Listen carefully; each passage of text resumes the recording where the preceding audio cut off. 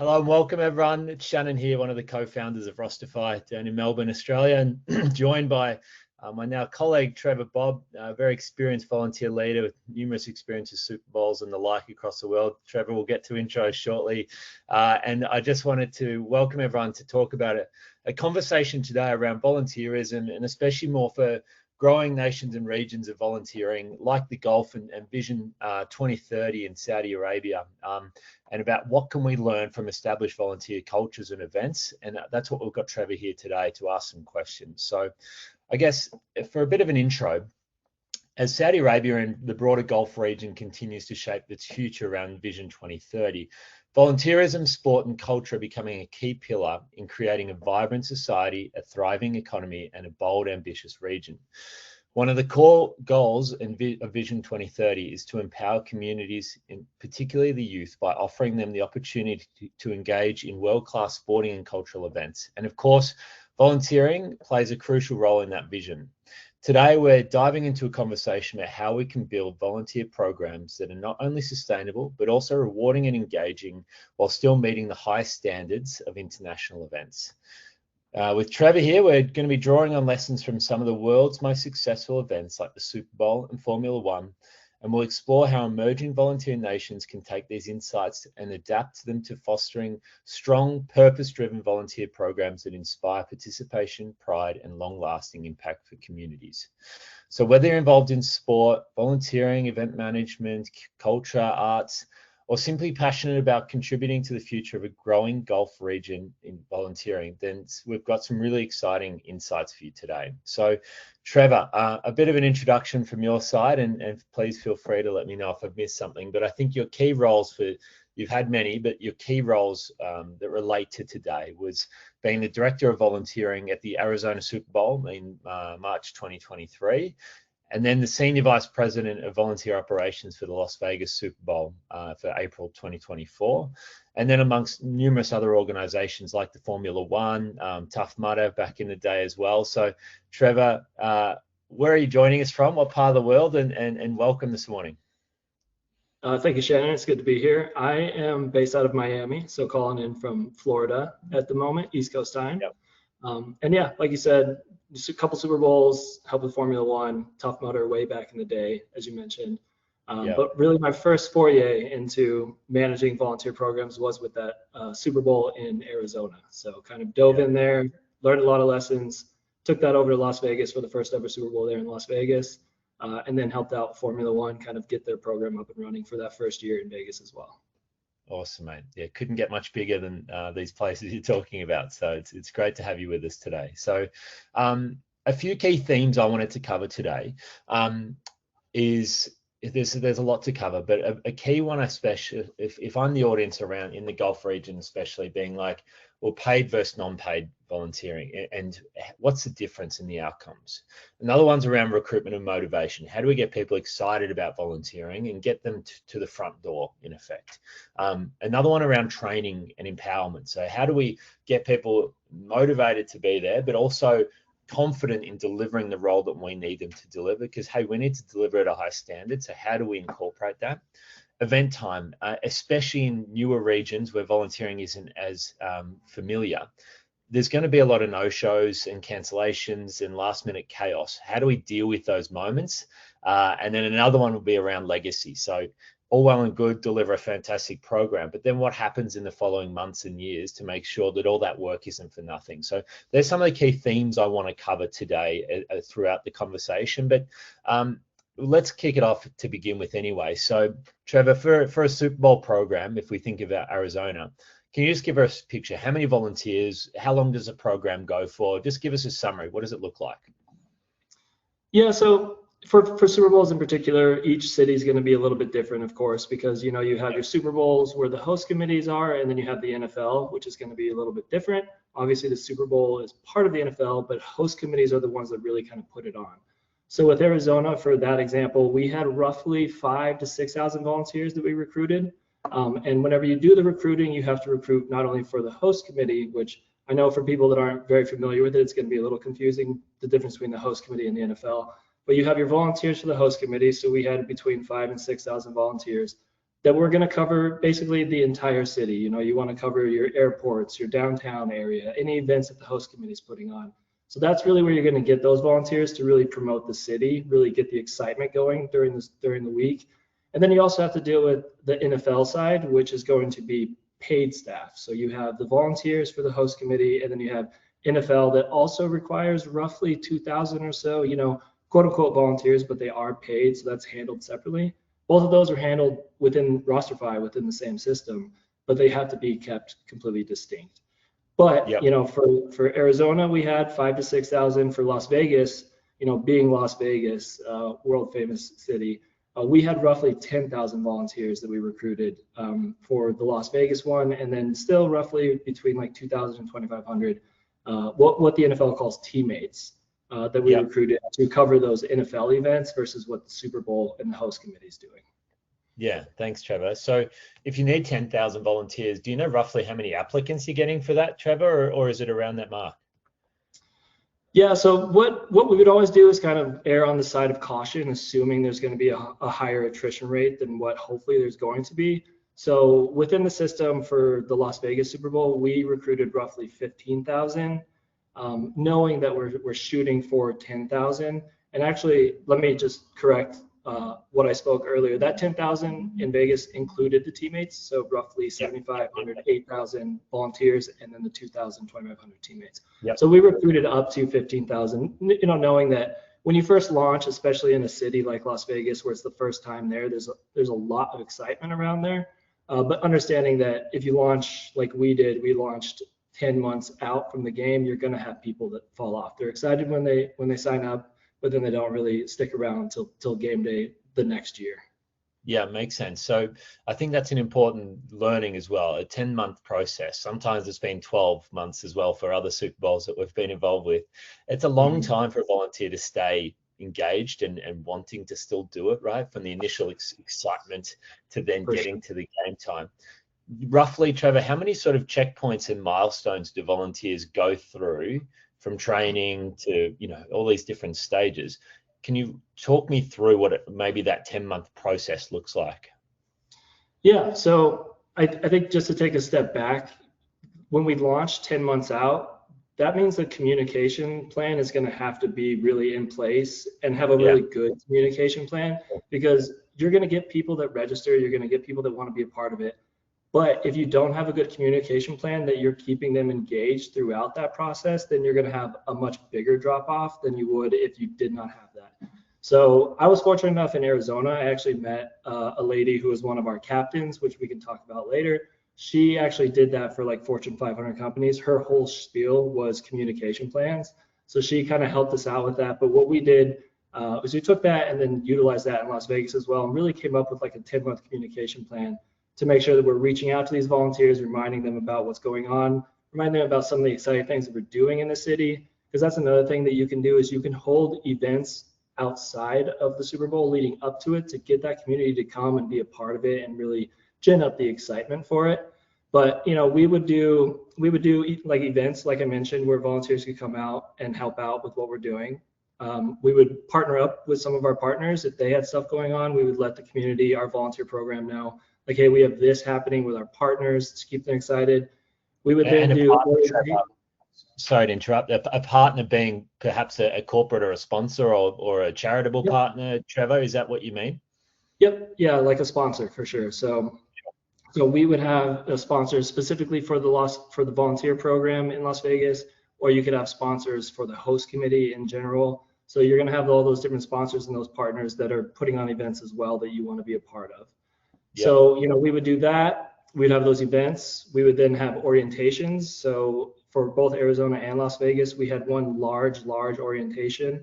In Arizona, we held it at the Phoenix Suns arena, and then in Vegas, we held it at the UNLV arena. So you basically invite every volunteer that's a part of your program to be a part of that. Then you bring guest speakers, you bring entertainment, you know, et cetera, et cetera. And that we did a little bit closer to game day. But then we also had trainings, you know, in-person trainings that they could hopefully come in person, because what we did is we tried to get as many locals as possible, but it is a global, the Super Bowl is global. So we had people from all over. But then you also make that available, online. The training can also be done online and shared so that they have access to that. Yeah, actually, it's a really relevant one, right? Especially in Saudi Arabia and these parts of the world, they'll be getting a lot of people wanting to come in to the country to volunteer. What are the benefits, Trevor, of bringing in an international volunteer force to help your event? I mean, on top of it being super cool that you get people coming from all over the world, you will get some large organizations that don't allow that, depending on how in Yeah, depth of your course. background check needs to be and everything, depending on where they're going to be. But having people from around the world that also love either the city that you're in or the event that you're putting on, it really just brings a different perspective, because you want everybody to kind of have that same cohesiveness and reason why they're there, which is a great, binding and bonding experience for them. But then you get people from elsewhere that come and they get to experience not only the culture but also the game and be a part of that. Is really cool. But also, the perspective that they can bring, the stories that they can tell, stuff along those lines is really cool to be a part of. Yeah, totally. Yeah, there's so much experience to be gained. I find when I was at a Super Bowl recently, one of the volunteers had traveled from Paris to be there, and had worked in 15 countries volunteering. So there's people out there that want to bring value and really they get a lot out of it themselves too. So I just think it's something that's really valuable that should be thought of a lot, especially about being open to international audiences and the experiences that they bring. So if Yeah. we talk about that training and empowering, so there can be some really detailed roles for volunteers, can't there, Trevor? There can be people, from car parks to really detailed positions. How did you handle the training process? How much, I know you mentioned some of it was online, and what did you learn from one Super Bowl to the next about the best way to go about training your volunteer army? Yeah. Oh man, when you have that many people to train, it's definitely quite an undertaking. What we ended up doing in Las Vegas for in-person trainings is it was really cool because we were officed out of the UFC Apex, so we held our trainings in person out of the Octagon, and something like that is a huge draw for people to want to come to see that, to be a part of it. So we were set up on the Octagon and then the stands around it so that the in-person volunteers can come. You obviously want them to be trained well. So you have a very all-encompassing training, that's going to talk over everything that needs to be done. So we had that one, and, we had our captains, as I mentioned earlier, and you would go over all of that. But then we also have, different locations where people need to do different things. So we would hold event-specific, quote unquote, event-specific location trainings for just those people that are going to be just at those locations. So as much training, as much information that you can give them to make sure that when they show up, they know what they're doing. It not only ensures that they are well prepared to volunteer, but it's also going to give them more confidence to actually show up. Because you don't want a volunteer to show up and have no idea what they're doing. Oftentimes that can be pretty daunting, and then maybe they're not going to come. So you want to make sure they're as trained as possible. And doing that in-person training, making it fun. We made it interactive. We would, at the end of every in-person training, we would have 10 questions, and the top three, the people that won the top three, they would win prizes. So you made it, incentives like that to make sure people are actually coming. Yeah, brilliant. Nice one. And then I guess what's an important one is around, because again, Super Bowl is a great example because it goes to all the different cities that have a different culture and a nuance and a personality about the way that they are. So Trevor, how did you try and reflect the personality of Arizona or Las Vegas in your program, and how much did you learn about the importance of that, Trevor? Oh yeah. Yeah, you definitely want to do that. And I keep talking about Las Vegas, but Las Vegas is definitely a very special place. Fair But enough. what we did, with that is we really took it and we made our gear and incentives like very hyper Las Vegas. So a great example of that, whenever we would get out in the community and we're recruiting, what we did is we printed off a bunch of poker chips with the QR code on the back. So we had poker chips that we would hand out to people, and then they would scan that QR code. That QR code would then take them to Rosterfy. They could read the information and register. So things along those lines. We have dice. I actually have one right here still, a little dice that we handed out to volunteers. So anything that you have for a volunteer, not only are they going to get, but then also stuff to hand out that's really focused on what Las Vegas is as a city, or Arizona as a city as well, or Phoenix as a city. Yeah, brilliant. And I guess one thing I've certainly learned from the Super Bowl process is the captains, as you sort of touched on earlier, Trevor. And I think for you, especially, not being a local in these cities that you go to, but having captains that are local, that live and breathe it every day, that you probably learn from a lot for yourself, Trevor. Do you want to talk about that structure of captains and even about the detail about how do you find them, right? Because I'm sure everyone wants to have more responsibility, and how do you get the right people in the right roles, and the importance of these captains, Trevor? For sure. Yeah, the captains they really are a huge part of having a successful program because, especially programs this large, myself or my paid staff, we can only be so many places at once. So these captains and the volunteers as well, but these captains are really an extension of you. So you're not wrong when you say lots and lots of people want to be a captain. What we did is we had a soft launch, and then we also had it on the registration form. If you're interested in becoming a captain, here's the details. And then we had a PDF showing, what we expect from captains. And then if they are interested in that, we could then filter that out. And for the captains, they're going to be involved throughout the entire year leading up to it, because as a host committee, you do a lot leading up to it, not just, game week or game month. So we would then reach out to these captains, and we would have in-person actual interviews, bring them in, make sure they're going to be a good fit. Obviously you want the people that are going to be leading the program to not only be excited about the city, but be personable and love the game, and have time, of course, because there's a lot that we're asking of these volunteers. So yeah, really making sure that the people that you choose as captains to help lead it are really the people that kind of are an extension and expression of yourselves.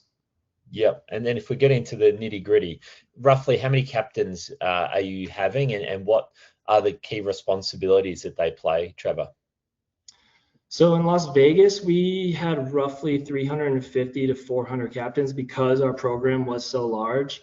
In Arizona, we had a little less than that, 150 to 200 or so. And what you do is you train the captains in every aspect, because in case something happens here and you need captains to go somewhere else, you want them to be able to know everything about the program essentially. But once you recruit them and then you get them onboarded, they're going to obviously kind of be the leaders of the program during Super Bowl week. We call it a week because there's stuff going on game day, but there's stuff going on 7-8 days out before that as well. So they're going to be the leaders for that, but also leading up to it, host committee, typically you'll have anywhere between 40 and 60, maybe a little more events that the host committee is putting on. And those events aren't going to be possible, without the assistance of those captains. So the captains are really involved throughout the year. So obviously you're going to have more stuff that you want to do with them, more training, more gear, more swag that you want to get them, because they really do become a huge part of the host committee. And just confirming, these are volunteer positions, aren't they, Trevor, for the audience? Yep. Those are still volunteer, and some of the captains from Las Vegas and from Arizona, I'm still friends with to this day. The best ones were the ones that had the time to give. Oftentimes are retired, but just recently retired and really want to be a part of it. And they're just really some of the best people you'll meet. Yeah, and so I think that's an important sort of leeway into why, like, they're giving up their time for free, right? So especially for growing nations and volunteering, why are people going to do this when they could earn salaries and do things outside of this? So Trevor, what is it that you think about volunteering that motivates people to come and help? Like, if you could try and summarize it, like, why did people join the volunteer program in Las Vegas? In Las Vegas, the excitement there was really unreal, because especially for Las Vegas, if you wind the clock back 10 years, it would have been unheard of for the Super Bowl to be there because of gambling, of course. So the fact that, now a couple years removed, we've held our first Super Bowl there, the people there, they love their city. They love their community. And then they're all very, very passionate about football. They knew a lot more about football than I do. And I was like, I'm the one working here technically. But they would show up, they would be talking to me football, the Raiders are now in Vegas, they're not doing so great, but they still love it, So not only giving back to the community, which is obviously like number one for volunteering, but they also loved their city, more so than any other city I think I've lived, and I've lived in 7 different cities at this point. Yep. And loving their city, showcasing that, kind of showcasing to the world, what Las Vegas is able to do. Yeah. not only with major events, but everything else that the city has to offer. Yeah, it's amazing the pride I found. We've been to a few different Super Bowls now, but our very first one, Trevor, was Houston Super Bowl, and the H-Town represent was amazing. The stories that came out of that, and the pride that people had, and the big banners and signs that people were all signing and stuff about how proud they were about Houston. And I remember speaking to volunteers and being like, "So why are you here?"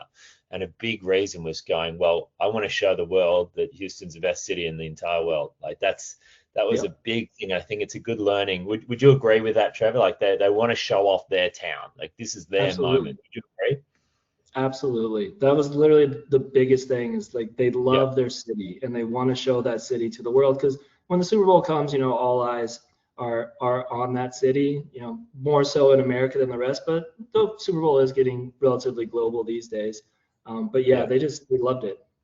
Yeah, amazing. Well, on a previous podcast we did with Andy Newman, who was a volunteer manager at the time and has been a good friend for a long time, he really spoke about the difference of volunteers and paid staff, right? Everyone plays their role, and of course there's a role for everyone, but he spoke about the innate value of a volunteer. If you were to he was basically saying if he would prefer to have volunteers than paid staff, because the volunteers are really passionate about it compared to turning up to earn a salary.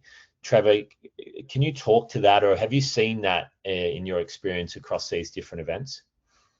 Yeah, you can for sure see that. When a volunteer decides to volunteer, they're not being incentivized by cash or, something else along those lines. They're doing it because they want to be there. And, I always say with work or with volunteers, give me 2 people that want to be here as opposed to 10 that are forced to be here. So if you have a good volunteer who's just passionate about volunteering, about the sport, about their city, they're worth their weight in gold, because they're just there to help you and help you execute, but then also, make sure that the event's a success as well. So not to say there's anything negative about the paid side, because obviously that's great and it's got its own perks and everything, but whenever it comes to that volunteering, someone who's really just there to give their time because they want to, their own incentive, it's hard to beat for sure. Yeah, I think it's such an interesting dynamic where I think people passionate about it would all agree, Trevor, but it's such an easy business decision to make, especially in these regions where paid staff is really affordable too, Trevor, compared to probably in different cities that you go to across North America, and certainly in Australia. It can be quite expensive, obviously, for casual labor. But in regions where that's really accessible, it's such an easy business decision to make, to say, well, just get 2,000 people to rock up, and we don't need the 10 months, Trevor, of a volunteer program and the detail and the rewards and the structure. So when you hear that, Trevor, I don't know, have you got any advice for people when you in these regions around that? And maybe if you were in their shoes, what would you be telling an exec around the need to invest in volunteerism, Trevor? Yeah, I totally understand the quick impulse to maybe go paid. When you do have paid, for sure, there's going to be less attrition. Like I saw that with Formula One. So, for example, Formula One, whenever they were first going to launch, they were going to go all volunteer, and they were concerned, about not being covered. So they ended up moving to paid. And it turns out a lot of the people that were going to do it were going to do it regardless. I actually knew a lot of them, that ended up volunteering with Formula One from the Super Bowl. So they're going to do it regardless, and the money is just kind of a bonus for them. Sure. But it totally makes sense, because whenever you do pay, it's very likely that the people are going to. It's a lot more likely that they're going to show up as opposed to not. Yeah. So I understand you've had some good success, Trevor, with the attendance rates and things of your volunteer programs, Trevor. Like they're pretty astounding, the numbers of turn-up rates. Yeah, it's going to be location based as well. Particularly here in America, you have some places where I think Minneapolis would be a good example. When they had the Super Bowl there, their attrition rate was like 5 or 10%. Las Vegas was really great. Phoenix was great, and that really comes down to communication and incentivizing them. Do they know what they're going to do? Do they know what they're doing when they get there? Some good training, but then also make sure that they look good while they're representing you. make sure they have good uniforms that they're getting. Do they have food and snacks whenever they get there? Do they have a place to take a break? Do they have water breaks, et cetera, et cetera?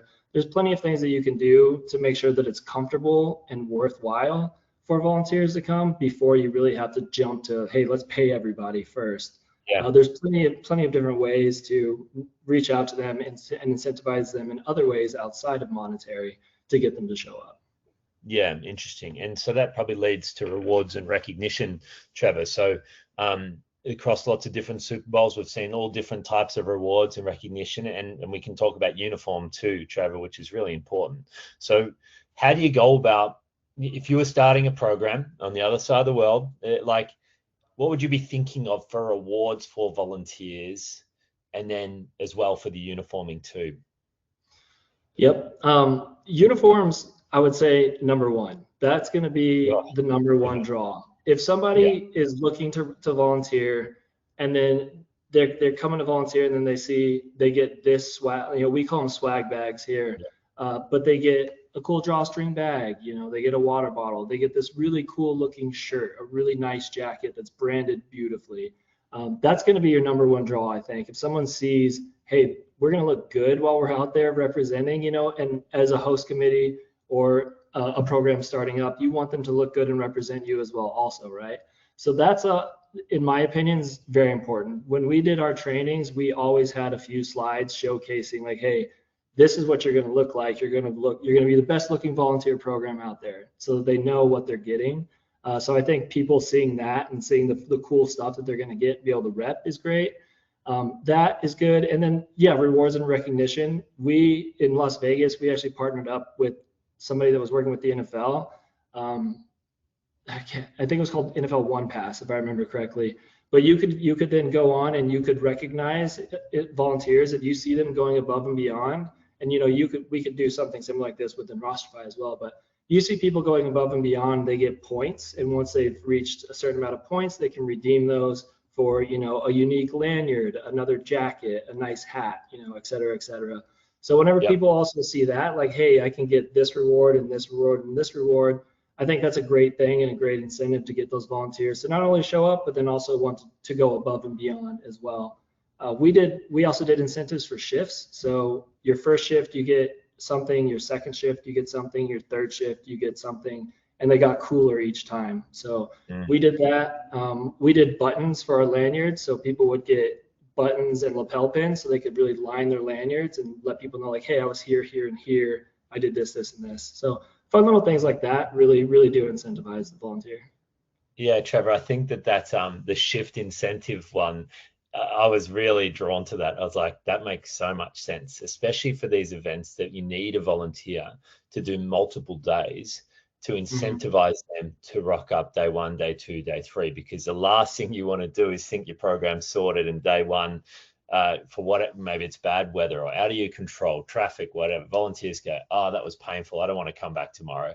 And you get a whole bunch of them doing that, then you're in real trouble because you've set your numbers and you're counting on them to be there for day two and day three, day four. For sure. Can we get into a bit of detail? Like what were those can you remember what were those sort of things for day one, day two, day three, and so on, Trevor? Yeah, the first one that jumps to mind is the lapel pins. Everybody loves a good lapel pin. So we had a really cool host committee lapel pin that everybody got. But if you had a first shift, you would get, we did shifts, but we also did days. So if somebody came on a Wednesday, they would get the Wednesday lapel pin. If they came on a Thursday, they'd get the Thursday lapel pin. So lapel pins were a huge, huge hit. And then at the end, if you did X amount of days, I tried to show this, but you can kind of see it says host committee right there. Everybody would get this like unique dice, which those were a huge hit. The dice Las Vegas, it just made sense. So incentivizing days, shifts, etc., with something that's unique and local that people are going to easily recognize, like, hey, this is Las Vegas. I mentioned the poker chips. Something like that for your location and what's going to make sense that people would recognize right away, but also want, I think is a great, great plan. Yeah, sounds good. And so we talk about rewards, but the true reward for volunteering, I think you'd probably agree, Trevor, is around the relationships and the friendships and the stories that come out of it for that volunteer group. Can you talk to that, Trevor? And I guess thinking about new cultures to volunteering that perhaps haven't done as much as what you do in America, Trevor, like, because that to me is the most important reason someone wants to come and volunteer, is the fun, the relationships, the community. Can you talk to that, Trevor? Yeah, and you're absolutely right. You know, when you get a group of people that all come together for the same love of either the game or the community, the city, et cetera, it's going to be great for you because they're going to be representing you, but also the community and the camaraderie that they build with that. I watched, relationships absolutely bloom in both Arizona and Las Vegas. One of the couples that came, they met volunteering at their first Super Bowl like 15 years ago, and they've been married ever since. Amazing people. I had probably 25 to 30 captains from Arizona that came out to Las Vegas for like 2 weeks just to be a part of the program with me again in Las Vegas because of the relationship, that we built. But yeah, really watching the people come together that had never met each other before and are still friends to this day. I'm very fortunate. I'm still friends with a lot of the people that volunteered with me in Las Vegas, and that's, 2 years removed at this point. So watching that community come together and the friendships and the relationships that kind of come out of it is definitely very rewarding. Yeah, and I think Doha is a brilliant example of that with the FIFA World Cup that they hosted, which I really respect the team and the work that they put in there, because they're really sort of a first of its kind, especially in the region of that magnitude in the FIFA World Cup. So I think that's a great example of how these cultures and volunteering can start to blossom and grow, because these volunteers, as you said, 25 come back from a whole nother city to travel and come back there to do a long stint too, Trevor. I'm sure there were others on top of that 25 that might have just done a few days as well. Like they want to come back and get that buzz and that excitement. So I think that really talks about legacy and the ongoing benefits of volunteering, I suppose. There's a ton of people that do that. Can you talk to that a little bit, Trevor? Because different cities, and Super Bowl is a great example of this, where you go to different cities, and different cities that we work with have thought about legacy and volunteering differently in each place that they go to. When you think about volunteer legacy, Trevor, what do you think of? Because I think of like Las Vegas having that central volunteer program now that works across multiple events across the city, especially after the Super Bowl. What, again, maybe advice for new cities and cultures to volunteering around the importance of legacy and working together ongoingly for volunteers, because the number one thing that we don't want to do is do so much work, Trevor, for 10, 12 months for a volunteer program and then put that spreadsheet in the bin and say, well, that was fun, and hopefully they do something else, but I'm not sure if they will. Like, can you talk to legacy, Trevor? Yeah, for Las Vegas in particular, but we kind of did the same thing in Arizona. In Las Vegas, we have the Las Vegas Convention Center and Visitors Authority. And we definitely, for the host committee, we tapped into some of their volunteers, but we brought in a whole new sector of volunteers as well, up to 10, probably like 8,000, 7,000 new ones outside of the ones that they utilized. And, we train them, we build that camaraderie, we build that community. And the Super Bowl, unfortunately, has to leave. But you now have that group of people that have a love for volunteering and a love for the city. And we worked very closely with the convention center. So I'm sure, these other cities around the world are going to have convention centers similar to that. And we were able to kind of hand off those volunteers back to the convention center and everything that we had learned so far. It was also great. I stayed in Las Vegas for a year after the Super Bowl, and I would see, a couple times a month, I would see people walking around in the swag that they got from volunteering with us. So still seeing that be a part of the community was really, really cool. The Formula One's a great example. A lot of our volunteers that were with the host committee also volunteered with Formula One, and they brought what they learned and some of the learnings from the Super Bowl and implemented that with Formula One, and then they were able to continue doing that. So you kind of build a really cool community with those host committees, and then you can keep it within the city with everything that they've learned, anything that you've learned. So we put together long spreadsheets of all the things that we learned and things that we did, and shared that with the convention center, hoping that they would then be able to implement that for their programs as well. Yeah, so I think we might work with 6 or 7 of the cities now following the Super Bowls, Trevor. And I think that's a great example of that city taking on that responsibility of going, well, hey, we've worked so hard to build this database and we want to help our community too and link them to opportunities moving forward.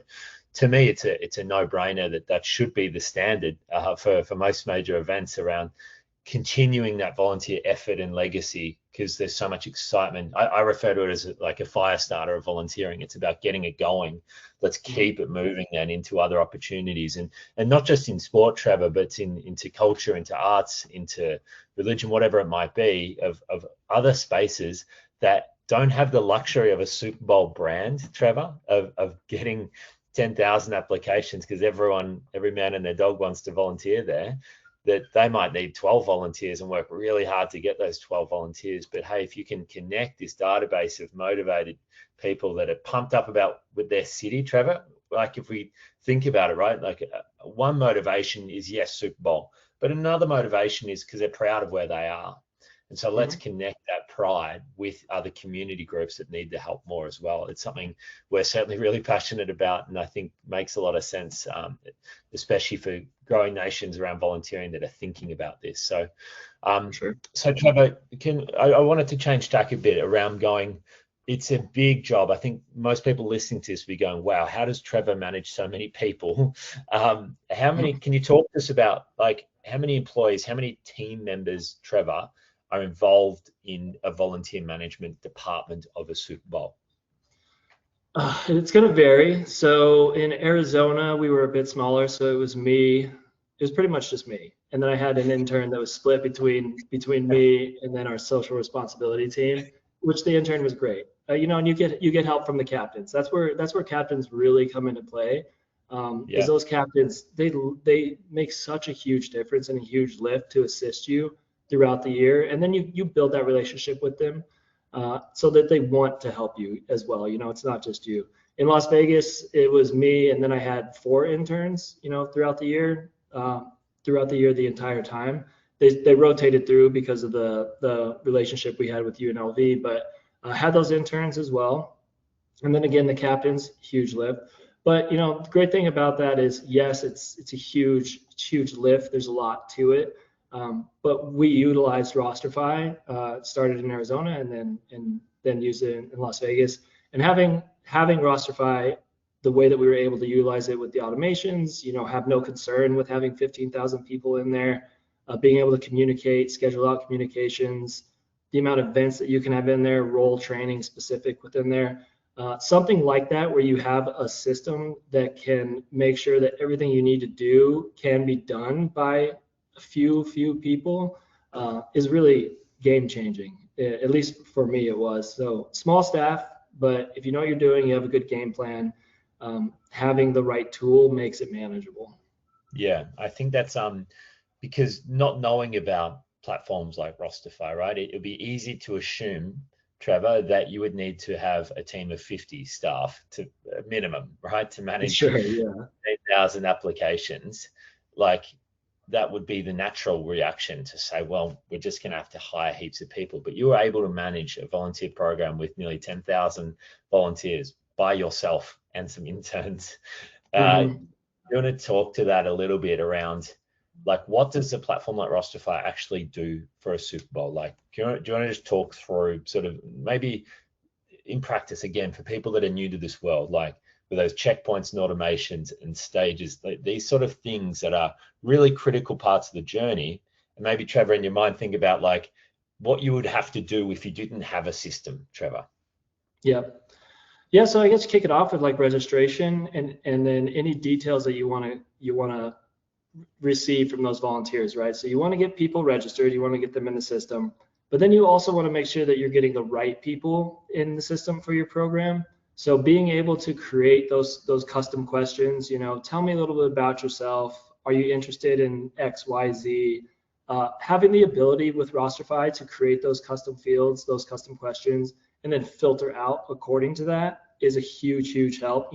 For example, asking, are you interested in being a captain? If the answer is yes, only show me the volunteers that are interested in captains.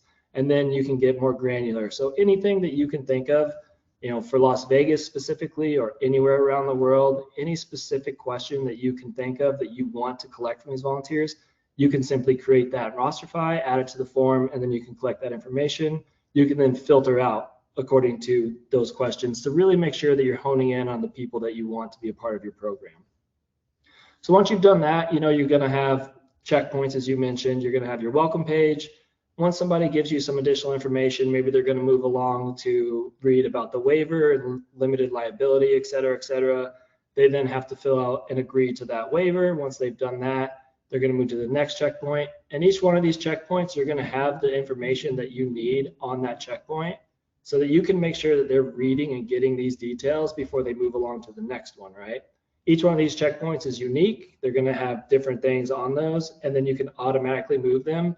If you didn't have automations, you can imagine for a volunteer manager, if you have to manually move 10,000 people, then you need the 50 to 100 people. But with those automations, it makes it super easy. So you get those. If we define automations, right? That's rule-based workflows, right? If we get into the detail, that is around saying if, but maybe like the rules you put in things that when they complete this induction, which is all online, then you will automatically progress to the next stage. And I think a really important part is that volunteers know what stage they are at. Because if you're a volunteer, one of the biggest frustrations can be, well, why aren't I doing my shift yet? Or where am I at in the journey or the process? But at all times, volunteers can see that live tracked in the volunteer portal with very clear instruction about where they're at and the action they need to take, which is all automatically delivered to them, compared to Shannan and his team and of 40 other people emailing Trevor saying, hey, you now need to complete this to do this, and then checking with someone else to see if Trevor had done that or not. And then that involves the risk that Trevor may or may not have, because things can slip through the cracks when it's not rule-based and automated. And I think that's one of the biggest learnings. I think it'd be easy to assume that this is very manual and hard when you don't have systems. And I think it's more just hopefully some learning for people as they evolve their thinking of volunteering, this importance of systems, automations, checkpoints, these things, which, Trevor, I know you and I could talk all day about them, but I'm conscious of time, so we're probably going to have to wrap soon. But I know we're going to probably do another one of these in time, Trevor, and I think the audience here will give us some feedback and some questions after this that maybe we'll do a follow-up as well. So we'd love some engagement from people listening in about what they found valuable, what else I'd like to hear from you, Trevor, because I found the detail really helpful today, Trevor. So yeah, thank you very much for that. Was there anything else you wanted to talk about today, Trevor? No, I had a great time. I could talk Super Bowl and volunteering all day, so. No, I love it, mate. No, it's been really great to have you, and amazing now to have you on our team with Rosterfy, helping our customers around the world.